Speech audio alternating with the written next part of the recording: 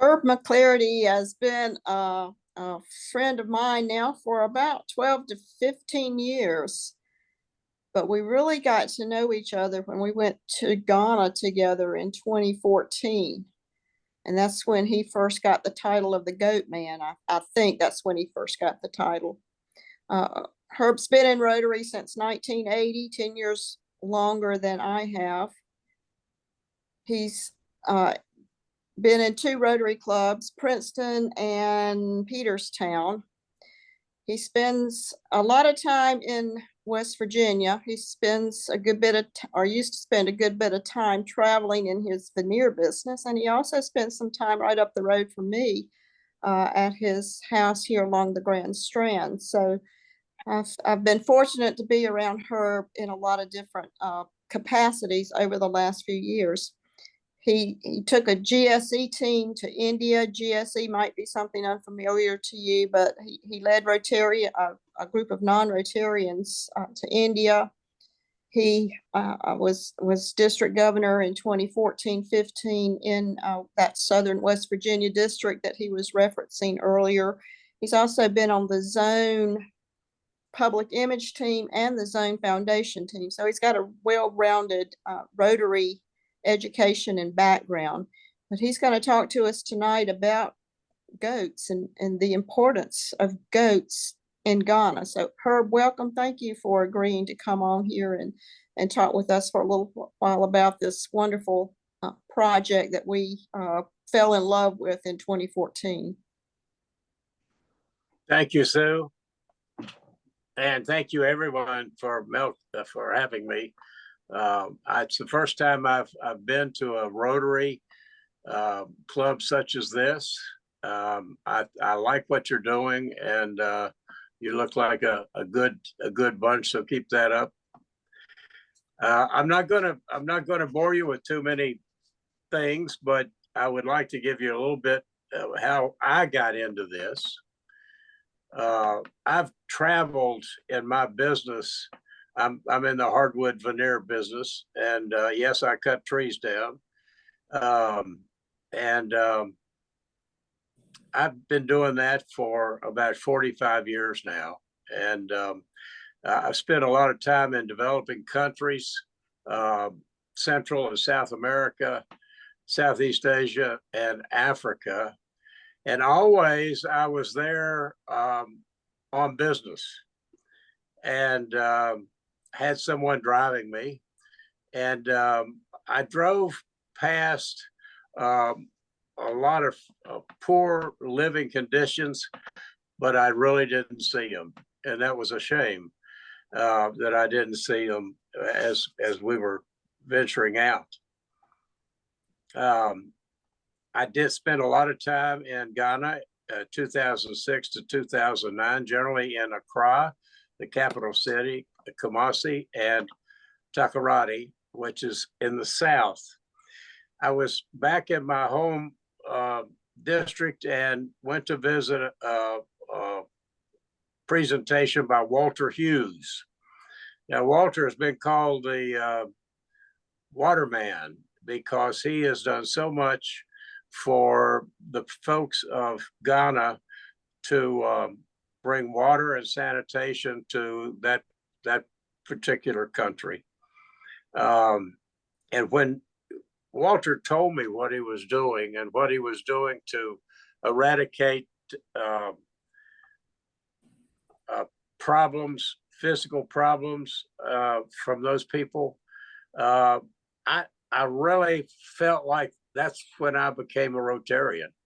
And I'd been a Rotarian a long time, but I saw that here's something that really made a difference.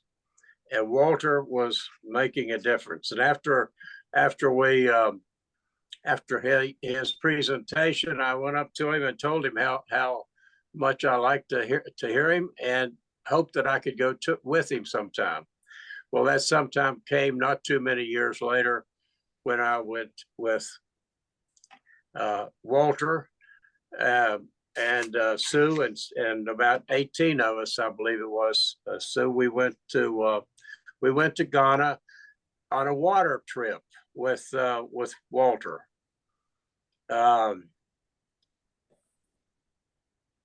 we were in many different villages, and a lot of these villages were kind of closed in, and Ghana's a very hot country. And we were in a hut one day, and Walter was talking to the chieftain about us and what we were going to be doing there. And I had enough of the flies and the mosquitoes and everything else and the heat. And so I exited out and walked down a path towards the bus that we were using for our transportation when we were over there. And I felt a tug on my sleeve. And I looked around, and here's this little guy, and he looks up at me with those big brown eyes, and he said, "Buy me a goat." And that's all he said. Buy me a goat. Well, that was my first chance to run into Joshua and Joshua Sampana. But I didn't know it at the time. And the next day I happened to be with Michael in the out truck, which went ahead of the bus and ahead of the group and got ice and water and that kind of thing for all of us. And I told Michael about this little guy tugging on my sleeve, and he started laughing, and he says, all of them want goats. And I said, really? And yeah, and he explained why it was an economic thing, could be an economic thing, and so forth and so on. So I said, okay, so how do I find this little boy now that we're 30 miles away from him and not going back? He said, I think I know the tribe, and I think I know maybe his father. Well, he actually did know his father. And at the end of the week, we were down in Kumasi in a hotel for a change, in a hotel, having dinner. And Michael comes in with a cell phone, and he holds it up to my ear, and he says, your son wants to talk to you. Well, I don't have any sons. I have 2 daughters, and I have a grandson, but I don't think he was calling me from the States. But at any rate, I said, well, who was that? And he said, come out with me. And we went out and talked to this little lad. And I asked him a lot of questions. And I said, why do you want a goat? He said, well, I want a goat so that I can sell goats and buy some clothes to go to school. And I thought, well, that's strange. Why would you not have clothes enough to go to school? You look very good to me when I saw you up there. And he said, no, he said, I have to have a certain cloth, certain colored, which denotes what the school that I'm in and the grade level that I'm in. But he said, we don't have the money for me to go to school because we don't have money to buy cloth. And so I said, well, if I buy you a goat, what color do you want? And he said, I want a red one. And I said, a red goat? Why? He said, because red is my favorite color. So we went on and on talking like that for several more minutes. He did speak very, very well. And finally we separated, and he said to me something that I'll never forget in my life. He said through that phone, he said, God bless you, sir. And for a young guy like that to say, God bless me, which it had to be me blessing him, because I was not in his situation. But at any rate, that's how I got to be the goat man. And I've been back to Ghana 3 different times since then. And we've given out goats. to people staying up north, way up north. And that's where we find the children, as you see on the screen there. That's how you find that many poor little guys. And on one of the adventures, we buy these goats at markets, and there can be 5 goats, there could be 10, there could be 20, could be however many, but we always buy female goats, because we are expecting these kids we give these goats to breed their goat and to make little herds so that they can sell what they want to sell. And of course, they have to have something to eat. And that's one thing that Michael always said to me as we would leave a group of young children holding their goats and their parents out there in the audience. Michael said, you know, it's pretty hard to say, don't eat the goats when you're starving. And that's a truism, unfortunately. And that's one thing that they do with their goats. If they breed them, they can bring up the males and have them for dinner sometime. And of course, they can sell some of the female goats to other people. And our one strict rule is that each child that gets a goat, and they have goats, they have to give away to a child who does not have a goat the first one, whether it be a male or a female. It has to be given to another child. And just so happens, here is Joshua. If you could see him, tell me if you can't. That's Joshua and his goat, and that's the environment that they live in. And as you can see, his clothes are a little bit too big for him, so they're not his. He borrowed them for this particular photo event. Walter Hughes told me, he says, Herb, don't you ever ask me to go get another goat over there. He said, we spent half a day chasing that goat and finally found him. So there you go. So anyway, in this endeavor, this time we have set I told Michael last year I want to go back to gun. He said it's not quite the time yet.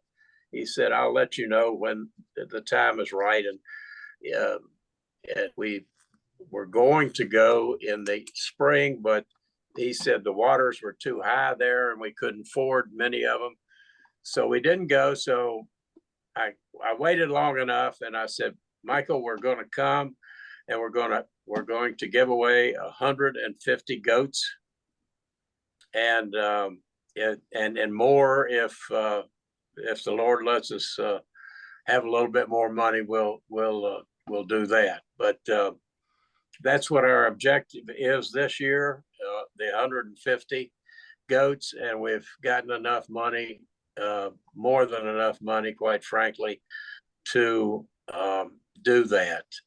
For your information, a goat now is $50 a goat. It used to be, last time I was there before COVID, it was between $25 and $30.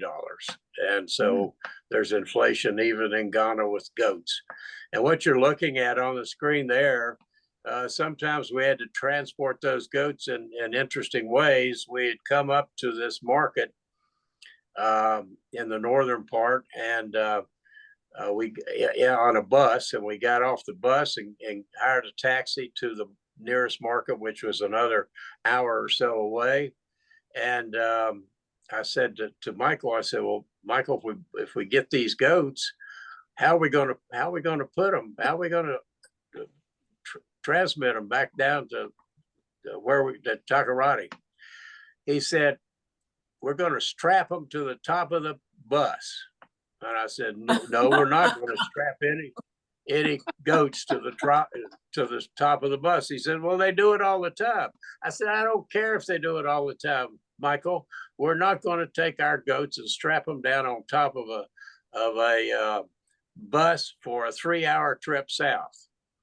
So we negotiated with this guy, with this 1990 Opel Cadet station wagon, and we put 19 goats in the back of that, as I remember. And Michael had to sit in the back seat, and I sat in the front seat, and it didn't smell nearly as bad in the front seat as it did in the back seat. But we took us about a little over 3 hours to get the goats back down to where we were staying. And Wally Wally was the name of the place. And we took them out. We put them in a truck, Michael's truck that was there, and we took them to the nearest school and we gave them away to the children. And that was one of those earlier pictures you saw. That was the goats that we transported by the taxi. And by the way, the taxi driver told us it was going to be $20. And so I was glad to give him $20 for those goats to have a good place to ride and so forth. But goats are a mainstay over there for food, for a lot of things, I think.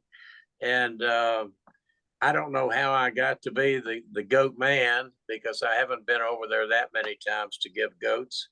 But it's a lot of fun when I do get over there.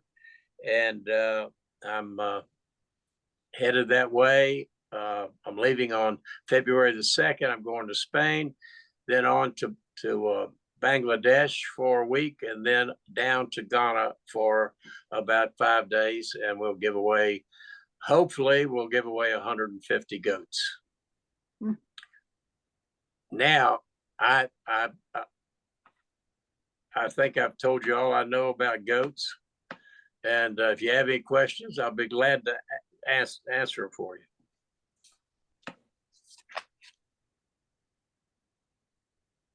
Anybody? Herb, I asked Sue this, but have you ever heard of Heifer International, a nonprofit? Sure.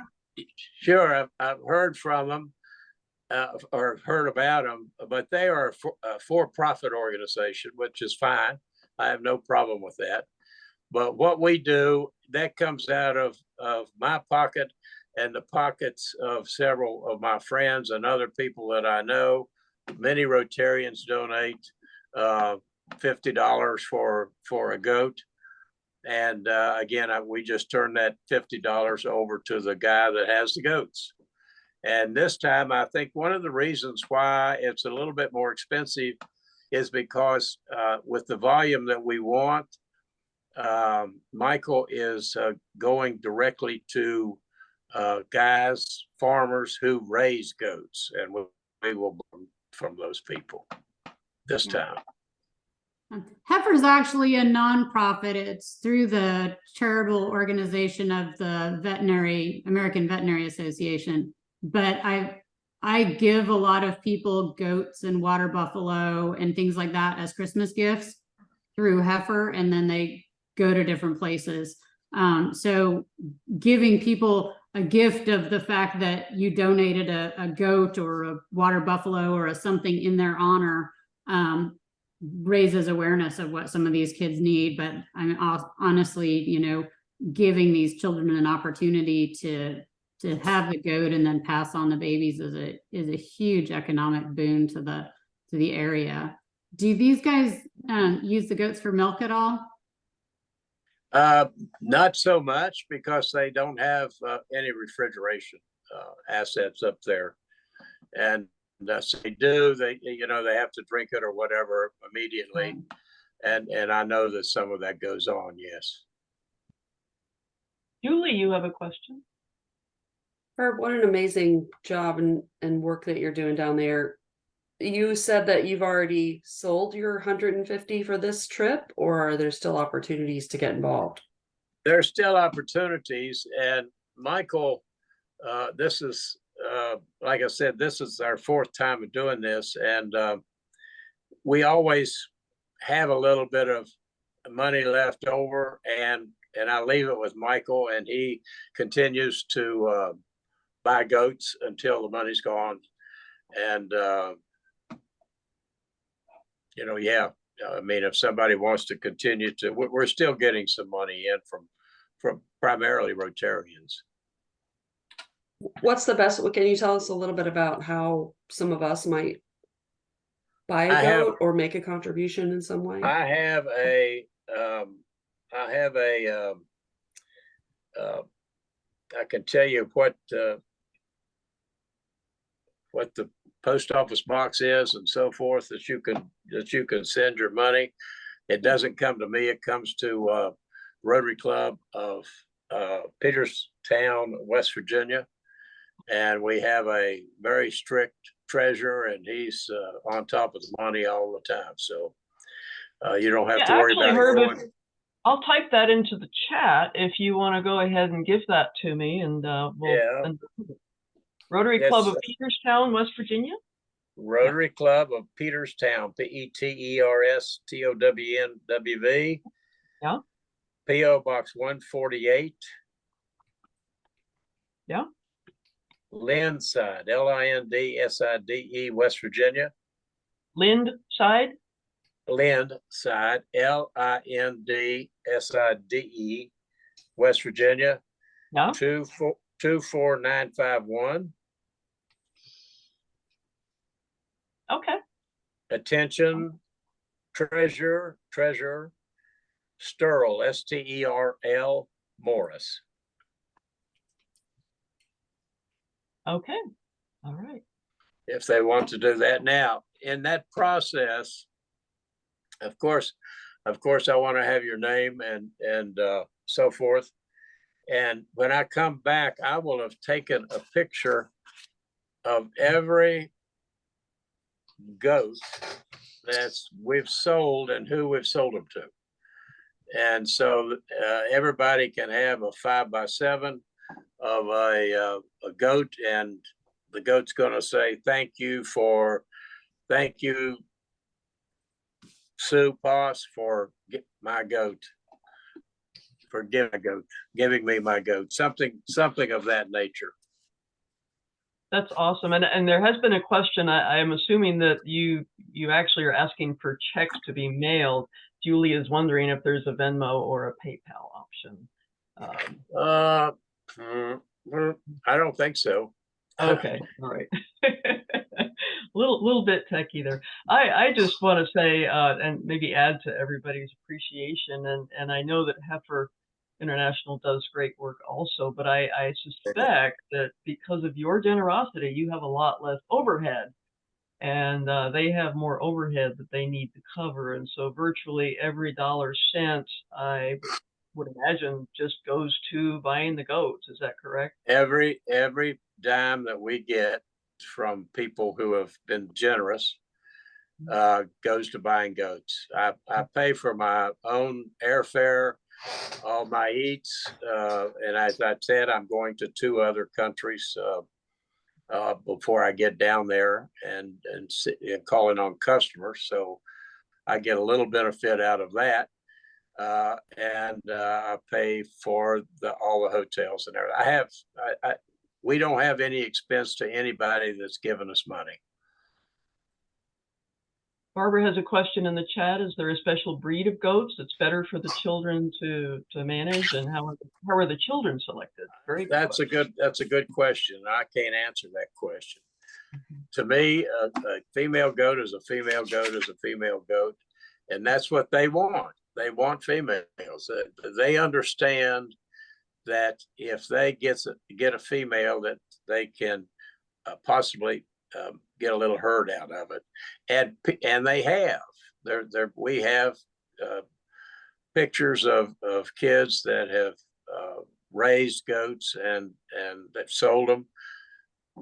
They ate them or whatever, but it works if they pay attention. And as Michael said, it's hard to tell a parent not to eat the goat because, because they're starving. So that's kind of the way it is.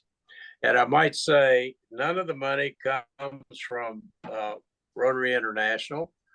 And I knew that going in because this is not a sustaining venture.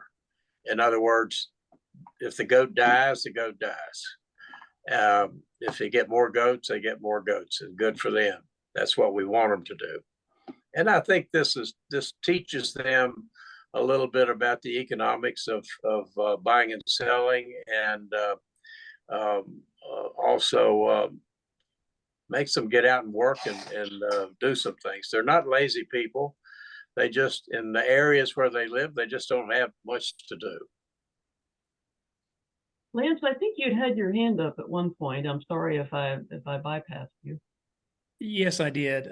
So Herb, thanks so much for the presentation. It's outstanding. So a female goat, and of course, Julia, you can kind of correct me if I'm wrong, can usually have a birth twice a year.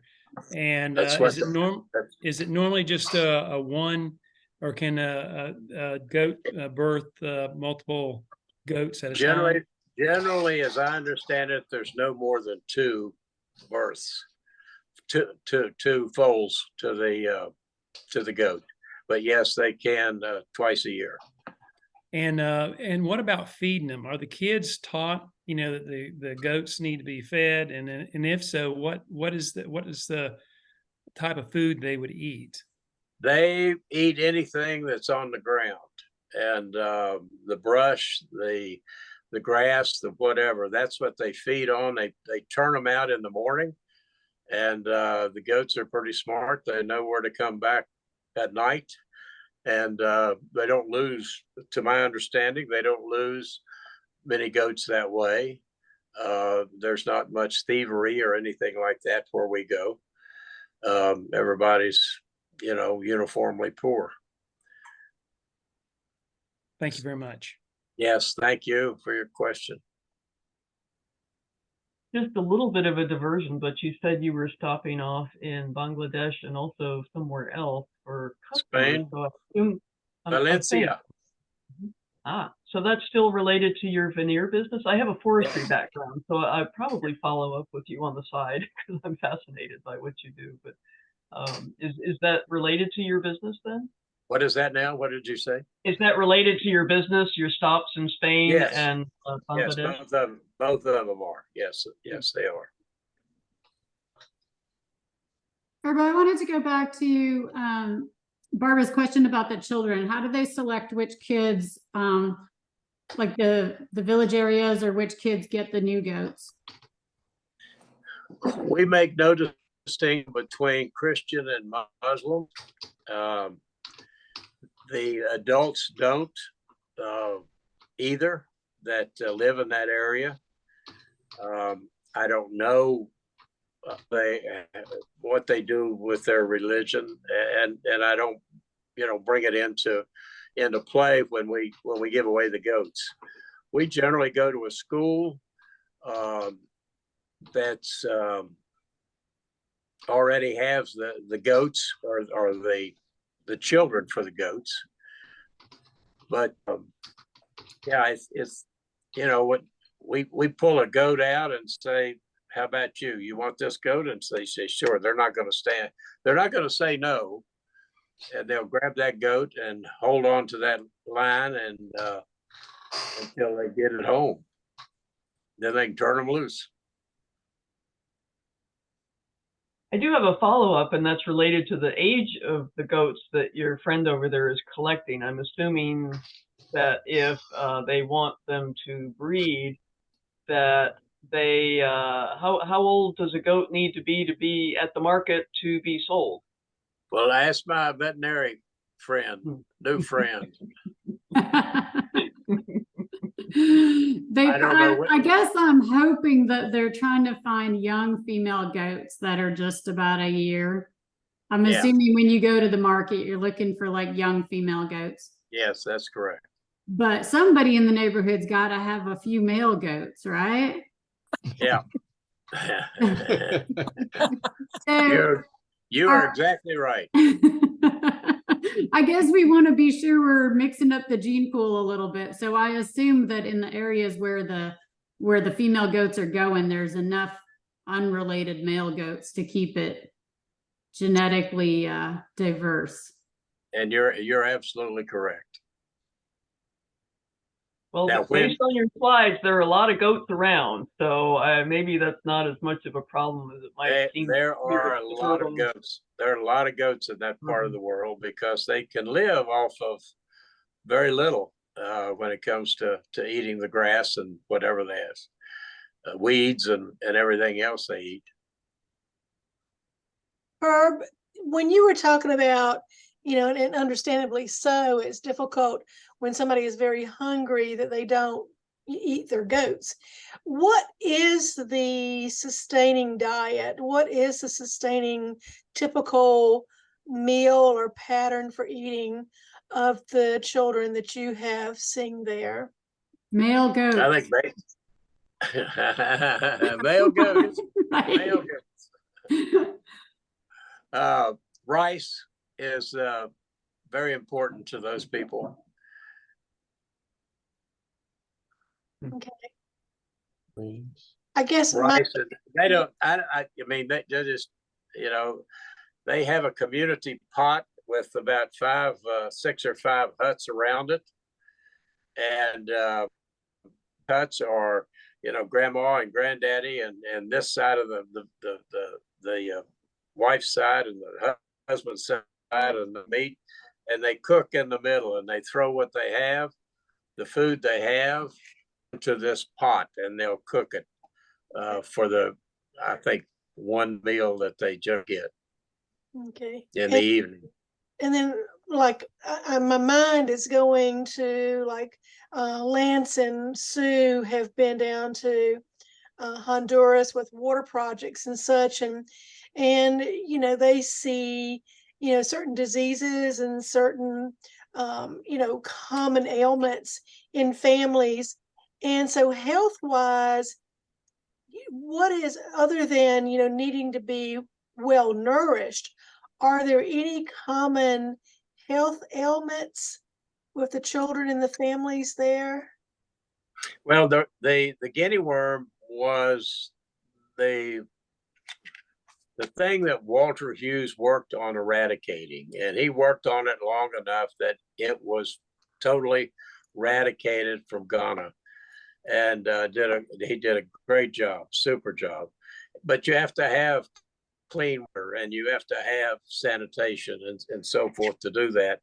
And these people, before Walter showed up and started drilling holes and getting water out of the ground, I know that the women might walk 2 to 7, 8 miles to a river to take their big jug and fill it up with dirty water and put it on their head and come back. And that's what they drank. That's what they bathed in. That's what they, that was it. And that was what the ladies would do. And they would do it religiously every day. Every morning they went to get the sticks for the fire in the evening and carry those heavy water jugs for miles and miles.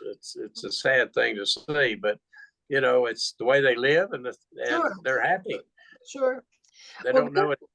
Well, good on you for seeing an opportunity and jumping on it. I mean, it's I don't know. I just there's a lot to take away from your program. The goats, certainly, but the fact that you acted on a child asking you for something and turned it into something so impactful for so many, and provides an opportunity for those of us who don't travel and do things like that to participate. So thank you. My pleasure. And from that first phone call that I got from Joshua, the group that was there, with Sue being one of the group, we raised enough money to buy 21 goats, and we left them behind with children. Julia did ask if the the children we saw in your photographs were generally boys. Well, there were a few looked like younger sisters, or There are are a lot of little girls, a lot of little lot of girls. girls. Yeah, Girls also Yeah. will get a goat. Yeah. yeah. We try to stay between 8 and 13 because they kind of understand what we're trying to do, and they'll take better care, at least according to Michael. But they take better care of the goats than the youngest ones. They don't know how to do that. They want to ride it or whatever.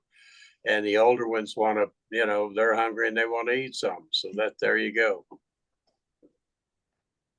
Well, Lene, I don't know that I can really top what you said. It's an extraordinary program, and the fact that you took on an opportunity just from being in a place and then seeing a need and following up on it in such a significant way is extraordinary. And Well, I hope now that some things have settled that I can do this at least once a year, perhaps maybe twice a year. I don't know, but it's a passion, and trust me, I get more out of it than those children will ever get out of it. It's just it makes me so happy to see them so happy.